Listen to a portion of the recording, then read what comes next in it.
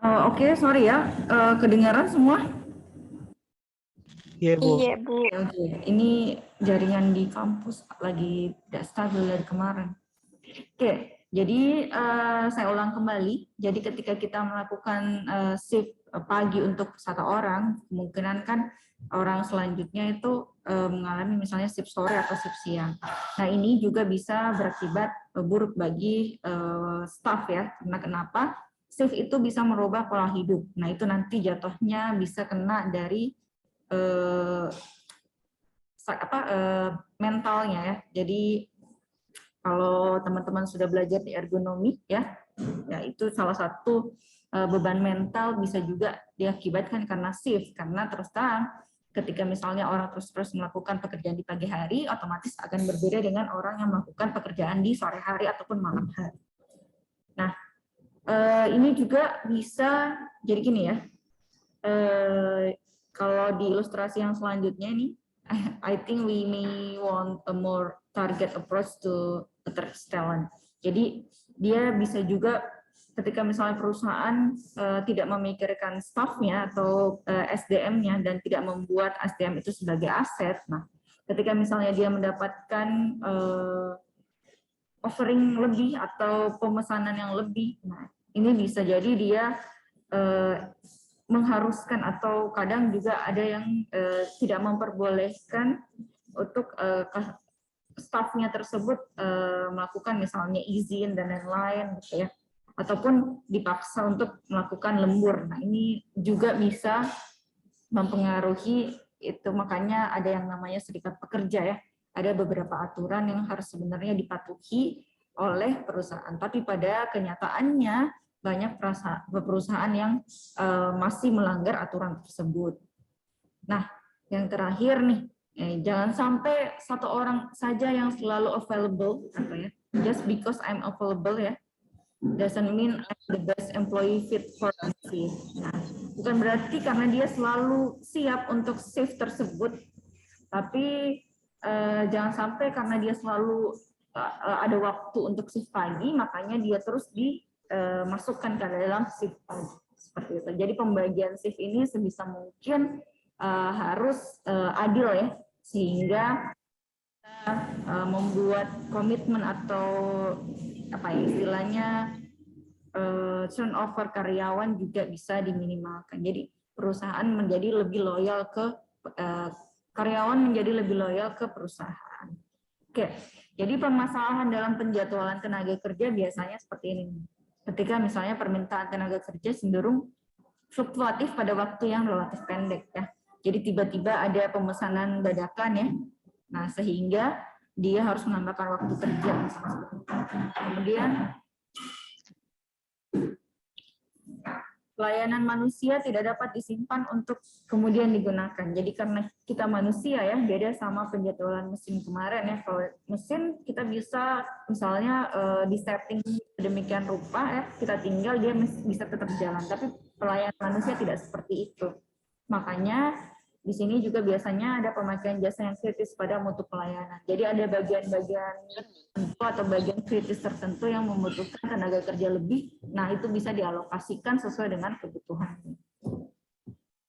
Nah, di sini dalam penjadwalan tenaga kerja ada beberapa definisi ya. Jadi yang pertama permintaan, mungkin saya rasa teman-teman sudah familiar dengan kata ini ya. Di sini adalah jumlah orang yang dibutuhkan dalam suatu periode untuk meningkatkan pelayanan pada bagian tersebut. Kemudian ada yang namanya shift. Nah, kalau bahasa Inggrisnya sama ya, shift dan jadwal itu sama, bahasa Inggrisnya schedule. Tapi artinya berbeda. Ketika shift ini adalah kumpulan hari dalam satu minggu di mana seseorang diharapkan untuk bekerja. Nah, ini juga bisa jadi bagian dari hari untuk menjelaskan kapan orang tersebut melakukan istirahat, makan siang, ya. Kalau jadwal di sini adalah kumpulan hari kerja dan hari libur setiap pekerja dalam satu minggu operasi. Jadi istilahnya akumulasinya, ya. Ini juga bisa jadi kumpulan periode jam ataupun kapan pekerja tersebut mulai bekerja, istirahat ya secara keseluruhan untuk memenuhi kebutuhan pekerja tersebut dapat dipenuhi ya. Jadi setiap pekerja mempunyai hak untuk istirahat, misalnya istirahat untuk makan siang dan lain-lain ya, sesuai dengan aturan yang berlaku. Nah, ada beberapa hal penting yang harus diperhatikan untuk penjadwalan ya. Jadi di sini kita harus mengidentifikasi pelayanan yang kita sediakan, pelayanan apa saja. Kemudian pengukuran waktu yang digunakan untuk menentukan waktu rata-rata. Jadi kita harus tahu dalam setiap pelayanan berapa waktu rata-rata yang dibutuhkan. Kemudian mengembangkan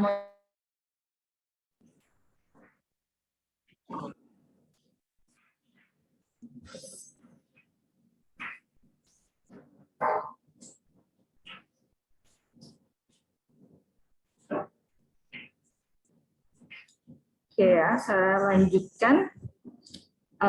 Ada beberapa hal penting yang harus diperhatikan. Yang pertama,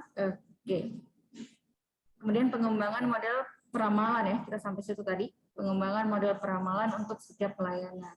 Jadi kalau misalnya ada terjadi penambahan layanan ataupun dalam satu operasi itu ada penambahan layanan, kita harus lihat dulu ya. Pengembangan modelnya bisa jadi berubah, seperti itu maksudnya. Kemudian menentukan susunan staf yang dibutuhkan untuk memenuhi kebutuhan tersebut. Jadi ada beberapa pendekatan untuk mengatur kebutuhan staf ya. Ada metode-metode untuk mengurangi waktu yang digunakan, ada juga kita mengatur jadwal lebih untuk staf pada masa libur, misalnya peak season seperti itu, atau musim liburan misalnya mungkin untuk wahana rekreasi itu butuh penambahan staf, seperti itu contohnya. Nah, untuk metode penjadwalan sendiri ya, sebenarnya ada 3 metode dalam penjadwalan ya. Yang pertama itu algoritma Tibrella atau Philip Brown, biasanya lebih dikenal dengan Philip Brown ya. Ada juga algoritma Monroe, kemudian ada formulasi pakai linear programming untuk algoritma Monroe. Tapi untuk sekarang yang kita pelajari hanya tentang algoritma Tibrella saja ya. Nah, algoritma Philip dan Monroe sendiri tujuannya adalah untuk memenuhi permintaan terhadap pekerja dan meminimumkan jumlah pekerja yang harus disiapkan. Nah, langkah pertamanya adalah kita harus mulai dari hari dengan kebutuhan tenaga kerja terbesar. Ingat, kita harus mulai dari hari dengan kebutuhan tenaga kerja terbesar. Kemudian yang terbesar kedua dan seterusnya ya. Kemudian tempatkan kebutuhan hari yang memiliki kebutuhan yang sama dalam jadwal hingga diperoleh 2 hari berturut-turut yang unik. Bu, tapi jangan terlalu ribut sih Bu, lagi mengajar Kak. Iya. Kemudian jadi yang perlu diperhatikan di sini adalah dalam suatu kali penjadwalan dijadwalkan 2 hari libur yang berturut-turut ya. Nah, bila misalnya hal ini tidak dapat dilakukan, baru kita melakukan langkah kedua. Misalnya mungkin jumlah kebutuhannya sama, misalnya seperti itu ya. Jadi bila terdapat 2 pasang hari libur yang berurutan, pilih hari yang memiliki kebutuhan terkecil pada hari yang berdekatan. Jadi itu yang harus diperhatikan. Kemudian langkah ketiga adalah kita pilih pasangan hari yang paling beralasan. Kalau memang misalnya sama semua ya, kita pilih pasangan hari yang paling istilahnya wajar terjadi libur, misalnya seperti itu, misalnya di hari Sabtu atau Minggu sebagai libur. Nah, jadi kita mulai dalam perhitungan ya, tolong diperhatikan. Oke, jadi ada contoh kasus ya, dari hasil peramalan kebutuhan tenaga kerja dalam 1 minggu didapatkan seperti ini. Jadi dari hari Minggu kebutuhannya ada 4 orang, kemudian Senin 8 orang, ya, kemudian Selasa 7 orang, kemudian Rabu 7 orang, Kamis 7 orang, Jumat 7 orang, dan Sabtu 6 orang. Oke, mohon diperhatikan ya teman-teman, ini adalah metode yang istilahnya praktikal ya. Jadi pakai kalau saya bilang sih sedikit strategi ya. Kemungkinan juga hasil dari satu orang melakukan penjadwalan dan orang lain bisa jadi berbeda. Kenapa seperti itu? Ya, kita masuk di penjadwalannya. Sebelum kita melakukan penjadwalan, kita lihat dulu nih. Total kebutuhan per minggu adalah 46 orang. 46 orang dari hasil dari ini ya. Hasil dari 4 tambah 8 tambah 7, 7, 7, 7, dan 6. Nah, itu hasilnya adalah 46 orang. Oke, gimana? Jika setiap orang bekerja selama 5 hari per minggu, maka dapat diketahui adalah nih, kebutuhan shift-nya, kita lihat ya. Berapa sih shift yang dibutuhkan? Total kebutuhan per minggu dibagi dengan jumlah tenaga kerja yang dibutuhkan. Kebutuhan per minggu 46 dibagi 5, sehingga kemungkinan terjadi adalah 9,2 shift. Nah, 9,2 shift ini nggak bisa dibulatkan ya. Ya, aturannya adalah ada 2 alternatif. Yang pertama, kita menggunakan 9 shift dengan lembur ya, karena dia ada 0,2 yang tersisa. Atau menggunakan 10 shift dengan kelebihan pekerja di beberapa hari. Jadi pilihannya ada 2.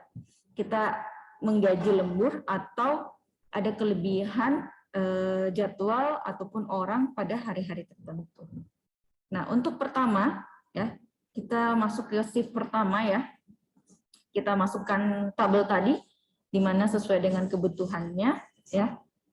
Shift untuk kebutuhan minggu pertama minggu 4 orang, Senin 8, Selasa 7, Rabu 7, Kamis 7, Jumat 7, dan Sabtu 7.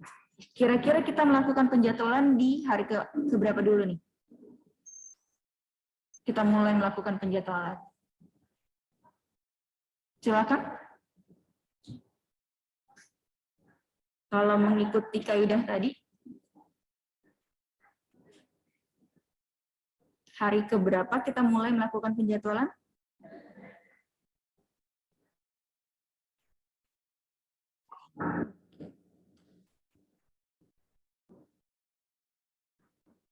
Oke ya.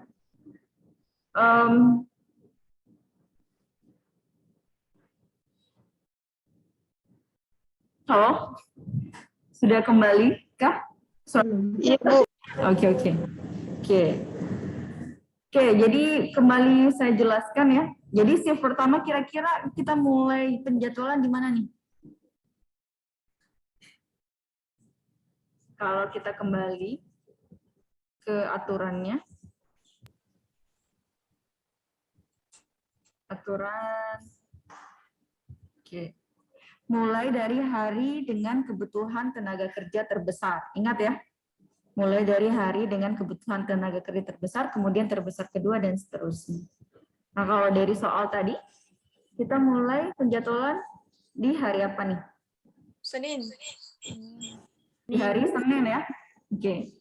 Di hari Senin karena di hari Senin kita butuh 8 orang staff. Tolong diperhatikan ya. Kita butuh 8 orang staff. Oke, sehingga kita tulis shift 1 di hari Senin minus 1. Berarti kita sudah menjadwalkan 1 orang di hari Senin, ya. Kemudian hari Selasa ya mengikuti. Oke. Kenapa hari Selasa? Karena lebih banyak staffing di hari Selasa dibanding hari Minggu ya. Kemudian begitu seterusnya.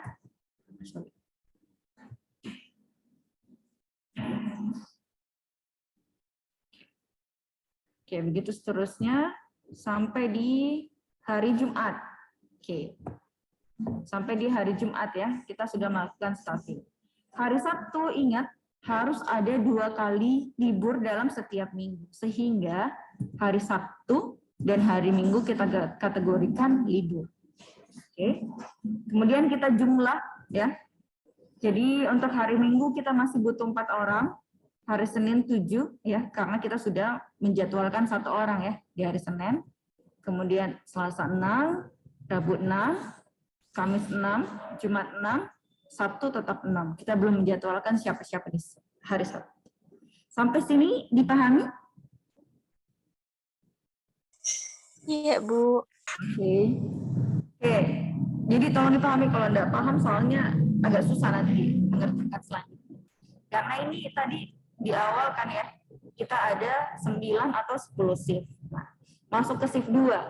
Masuk ke shift 2 bukan lagi kebutuhan yang pertama, tapi hasil dari sisa shift pertama ya. Jadi ini 4 masuk ke sini. Oke. Jadi 4 masuk ke sini ya. Kemudian 7, 6. Oke. Rabu 6 kita butuhnya, Kamis 6, Jumat 6, dan Sabtu 6. Itu masuk ke situ. Jadi kebutuhannya bukan lagi kebutuhan di awal. Oke, selanjutnya kita melakukan penjadwalan lagi. Jadi mulai ke hari mana lagi? Senin. Senin lagi ya. Oke, betul, Senin ya. Karena Senin masih ada 7. Oke, sehingga kurang lebih sama ya penjadwalannya. Hasilnya untuk minggu 4, Senin 6, Selasa 5, Rabu 5, Kamis 5, Jumat 5, Sabtu 6. Kemudian untuk shift 3, kita mulai dari mana? Senin. Oke. Untuk hari shift 3, jawabannya bisa mulai dari Senin, bisa juga kita mulai dari Sabtu. Ya, karena di sini ada 2 penjadwalan ya. Kalau tadi kan Senin yang paling banyak terus ya. Tapi di sini ada 2, ada Senin, ada Sabtu. Jadi kita bisa mulai dari yang kedua-duanya. Di sini saya mulai dari Sabtu. Makanya tadi saya bilang di awal, penjadwalan ini nanti di soal hasilnya bisa jadi berbeda setiap orang. Ya. Saya memilih yang Senin, bisa jadi nanti teman-teman yang lain mulai dari Sabtu. Yang penting kaidahnya diikuti. Tapi tidak boleh mulai dari hari Minggu. Ingat, karena shift Minggu adalah yang paling kecil. Tidak boleh mulai dari Minggu. Tidak boleh juga mulai dari Selasa, Rabu, Kamis, Jumat. Pilihannya cuma Senin atau Sabtu. Gitu ya. Oke, selanjutnya ini saya mundurkan ya. Oke, pilihannya seperti itu. Kenapa saya memilih seperti itu? Karena ya, ketika kita melakukan penjadwalan, sebisa mungkin alokasi yang membutuhkan jadwal yang paling besar itu tercover semua atau kita alokasikan semua. Ketika misalnya saya mulai dari saya mulai dari hari Senin ya, bisa jadi saya mulai dari sini nih. Kalau misalnya Senin ya, Senin bisa jadi saya isi di Selasa, Rabu, Kamis, Jumat. Oke. Tapi ingat, di sini juga besar. Nah, dalam penjadwalan ini kalau bisa ya, kalau bisa diusahakan, penjadwalan yang paling baik adalah mengalokasikan tenaga kerja pada kebutuhan yang paling besar. Sehingga pada kasus ini kita menjadwalkan di hari Senin, kemudian hari Minggu ya, hari Sabtu ke cover, Jumat, Kamis. Sehingga yang libur adalah hari Selasa dan Rabu. Nah, sama seperti tadi kita jumlah kembali ya. Oke, jadi dapatnya hari Minggu sisa 3 orang, Senin 5 orang, Selasa 5 orang, Rabu 5 orang, Kamis 4 orang, Jumat 4 orang, Sabtu 5 orang. Oke. Untuk shift 4, oke. Shift 4 masuk kayak tadi ya. Kalau shift 4 kita mulai dari mana nih? Kira-kira hari Senin kah, Selasa, Rabu, atau Sabtu? Oke. Kalau yang ini pilihannya jauh lebih banyak ya. Bisa Selasa, Rabu, Kamis, Senin, Selasa, Rabu, atau Sabtu. Nah, di sini saya mulai dari hari Sabtu ya. Kenapa? Biar yang 5 ini ke cover semua. Senin, sehingga yang libur adalah Kamis dan Jumat. Oke. Sama kayak tadi, kita jumlah lagi ya. Oke. Masuk lagi ke shift 5. Oke. Shift 5 sudah banyak yang beragam nih.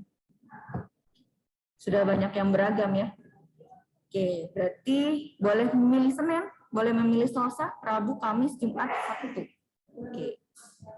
Sini saya milih Senin sehingga ingat kaidah yang tadi. Ketika misalnya memungkinkan Sabtu atau Minggu atau hari normal kita libur diliburkan, silahkan diliburkan. Makanya saya memilih Senin, Selasa, Rabu, Kamis, dan Jumat. Dan Sabtu Minggunya libur. Oke. Kemudian kita jumlah lagi. Nah, ini makanya saya bilang scheduling staff ini agak tricky. Sebenarnya akan banyak variatif ya. Nah, tapi tetap harus mematuhi kaidah-kaidah yang sudah saya jelaskan di awal. Untuk shift 6, kita mulai dari hari Sabtu. Ibu. Itu di shift 5 hari Sabtu tetap 3, berubah 3 atau tetap 4? Oh, sorry, 4 ya. Ini saya salah ya. Sorry ya. Terima kasih sudah diingatkan. Ini teman-teman bisa lihat ya. Ini nanti saya... Oke, teman-teman bisa lihat di sini tetap 4 ya. Oke, ini saya lupa ubah seperti ini. Oke. Tapi yang saya masukkan untuk iterasi selanjutnya 4 ya. Oke. Jadi untuk shift 6 tetap 4 ya, sehingga kita alokasikan mulai dari hari Sabtu. Kemudian selanjutnya adalah hari Jumat, Kamis, Rabu, Selasa, kemudian liburnya adalah Minggu dan Senin. Nah, untuk selanjutnya sama, kita kurangi dari yang sudah dialokasikan. Oke. Untuk masuk shift 7, nah kita bisa lihat sini, pilihannya bisa Senin atau hari Sabtu. Nah, di sini saya memilih hari Senin. Sehingga ya, masuk Sabtu. Oke. Nah, di sini teman-teman juga bisa memilih misalnya Senin, Selasa, Rabu, Kamis, Jumat. Dengan aturan yang awal ya, Sabtu Minggu bisa libur. Itu. Bisa juga seperti itu. Makanya saya bilang hasilnya bisa beragam. Sehingga iterasinya tetap ya. Oke. Selanjutnya shift 8. Oke. Shift 8 bisa mulai dari Senin, Selasa, Rabu, atau Sabtu. Di sini saya memilih untuk hari Sabtu. Ya, dimana kita bisa alokasikan sehingga Kamis Jumatnya libur. Oke. Kemudian yang ketika misalnya kita memilih 9 shift ya, ini shift terakhir berarti. Kan pilihannya antara 9 shift atau 10 shift. Ketika kita memilih 9 shift berarti shift terakhir, kita bisa mulai dari hari Senin misalnya. Sehingga nanti yang libur adalah ingat ya, yang paling penting adalah ketika misalnya sudah 0 ya, usahakan di sini libur ya, jangan sampai ini -1 lagi. Kalau -1 berarti kita rugi. Kita tidak butuh staff tapi malah dialokasikan. Ya.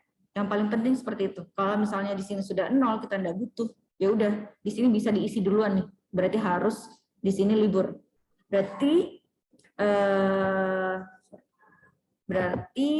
pilihannya adalah kalau misalnya di sini libur ya 0, pilihannya adalah liburnya Minggu Senin atau Minggu Sabtu. Pilihannya cuma 2. Ya. Di sini saya milihnya liburnya adalah Senin dan Minggu. Sehingga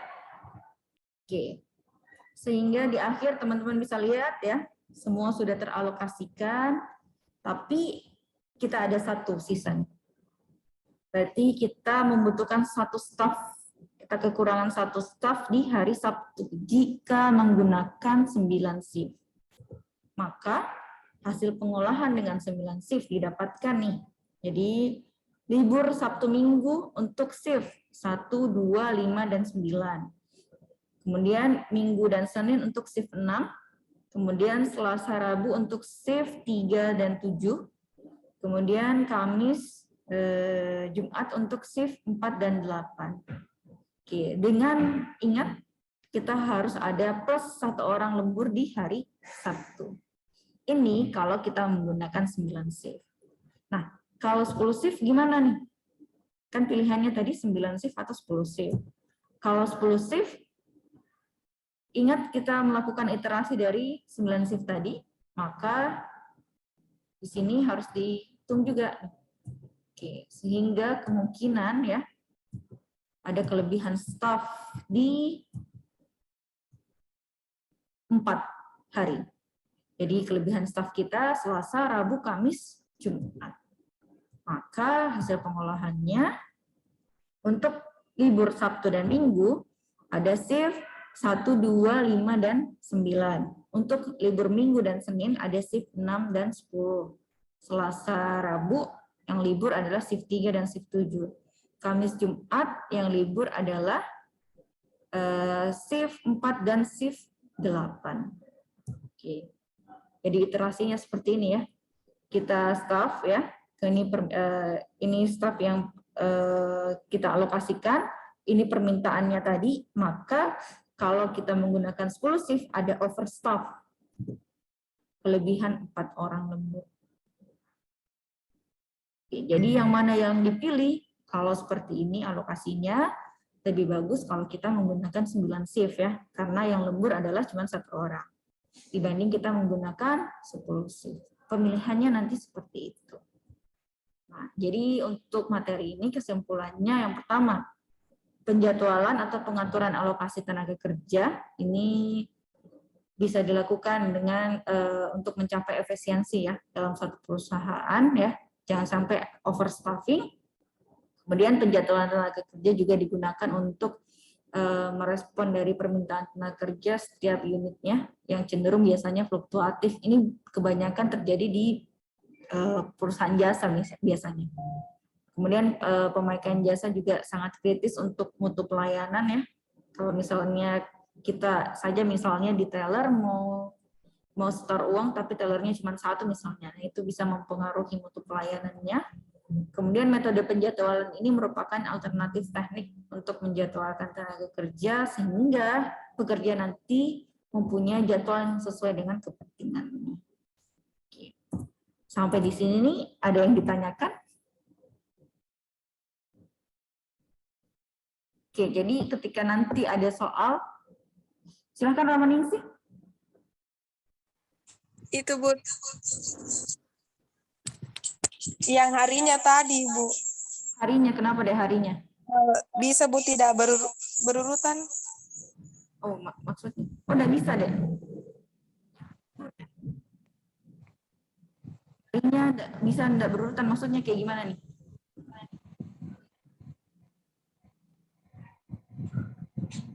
Misalnya Bu, kita mulai dari hari Kamis. Berarti Kamis, Jumat, Sabtu, Minggu, Senin, terus Selasa, Rabu yang libur. Boleh begitu.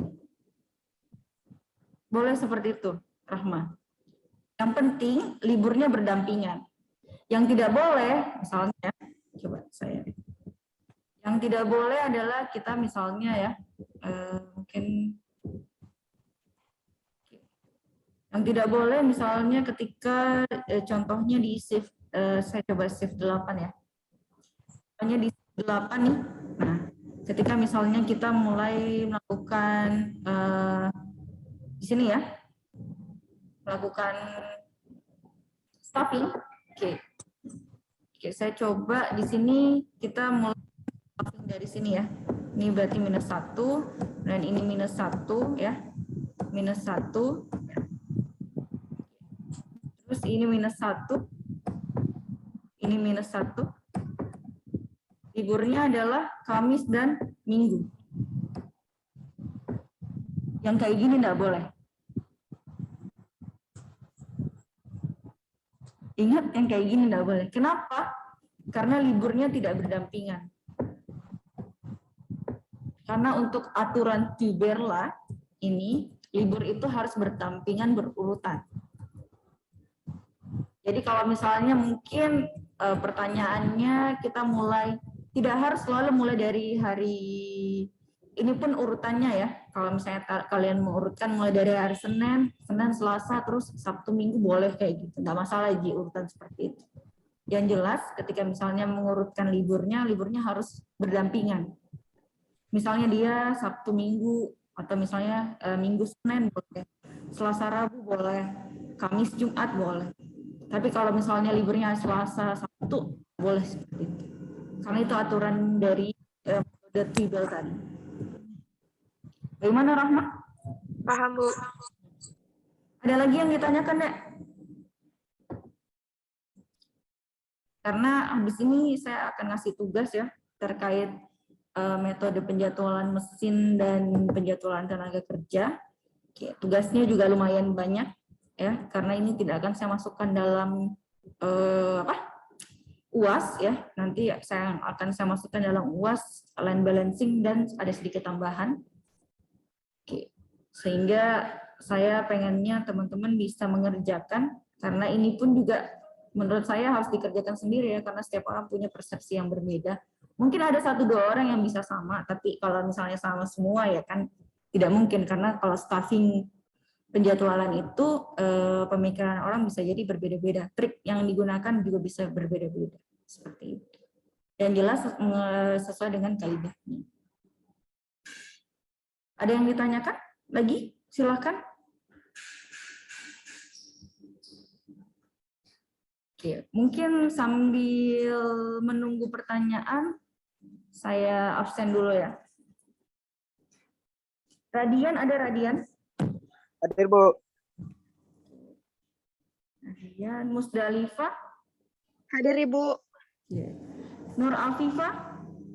Hadir, Ibu. Oke. Nur Caya? Hadir, Ibu. Hidayah? Hadir Ibu. Oke, kemudian Putri Majidah? Hadir, Ibu. Rahmasari? Hadir, Bu. Siti Ahsani? Hadir, Bu. Siti Hijrawati? Hadir, Ibu. Utari? Hadir, Bu.